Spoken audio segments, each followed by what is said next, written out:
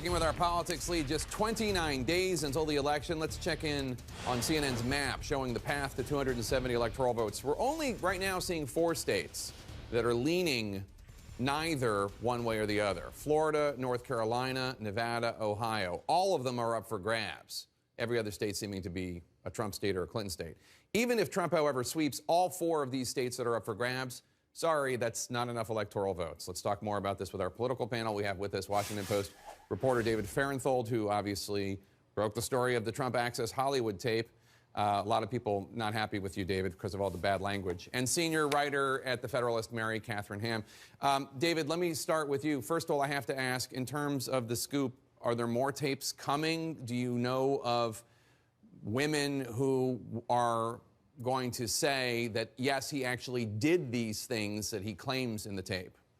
Well, there's been women on the record before this that have said in various stories that that sort of thing had happened, and I think we're getting more reports that we're trying to run down of new people who've said this happened to them in the past. So it would not surprise me for us or other people to have found people who say that what Donald Trump said he had done, he really did do.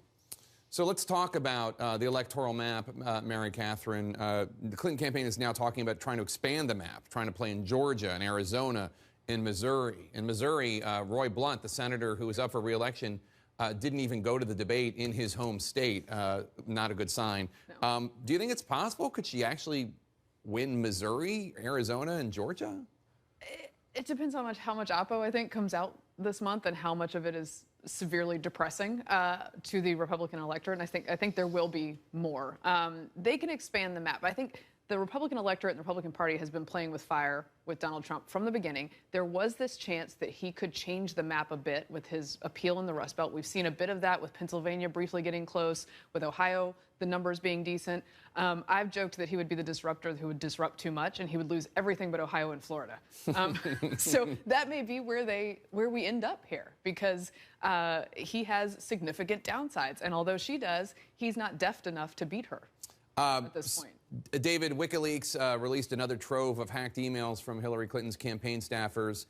In one of the emails, a Bill Clinton top aide, Doug Band, calls Chelsea Clinton a spoiled brat. Another email chain shows advisors debating when Clinton should come out against the Keystone Pipeline so as to avoid making it an issue with the enviros. Did anything in this latest trove strike you or any of your colleagues as newsworthy?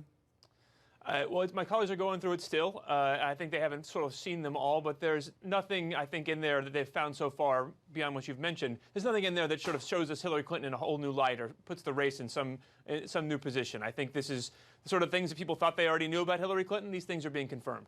And that might be one of the problems with these WikiLeaks, which is, like, for instance, with the trove that was released last time, showing that Hillary Clinton was cozy with Wall Street bankers, Mary Catherine, and that maybe she had like a private position and a public position, even if you excuse it away with the Lincoln movie. Right. These are things people already thought about Hillary Clinton, and it's kind of already baked in a little bit. Yeah, but I think Trump's weaknesses are baked in, too. Yeah.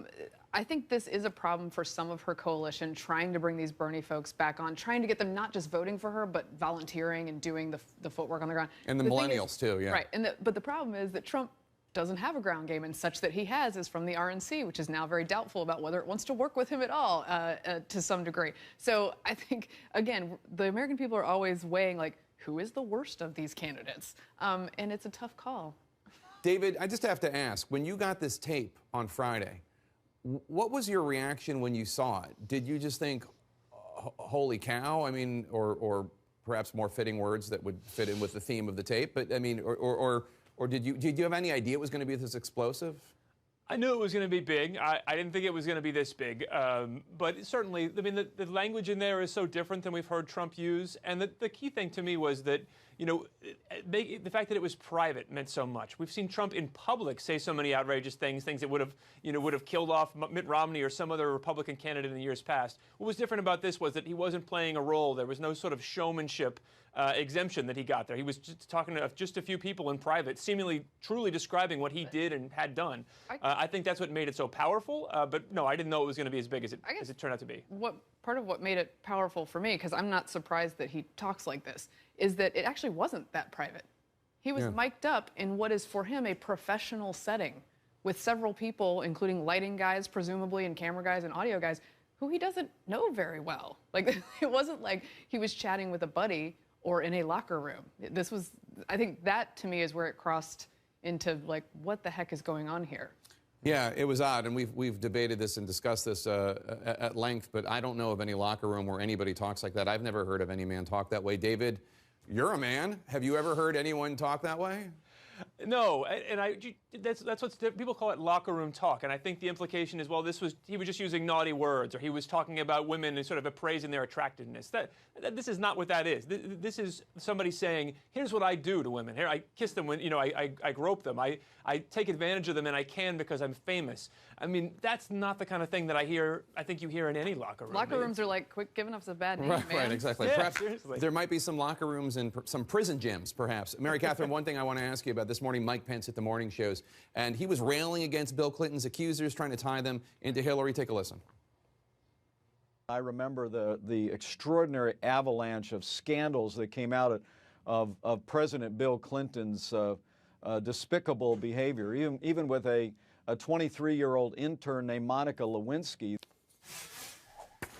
Does this win over anybody? I guess that's my question. Are there people in Northern Virginia where you live, in the I-4 corridor in Florida, the Philly suburbs, who think, oh yeah, good point? Right. So here's the thing. There's a part of my right-winger soul that goes like, yes, he should pay a price for this. It should be thrown in their faces. His behavior was despicable, and it wasn't treated with correct seriousness by many on the left because he was given a pass because he's a Democrat. Same thing with many Kennedy foibles and other things.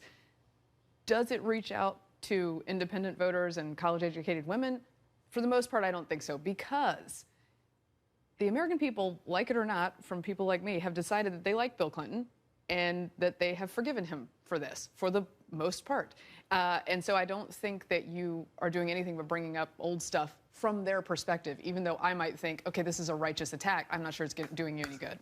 David, Mary Catherine, thank you as always. Appreciate it.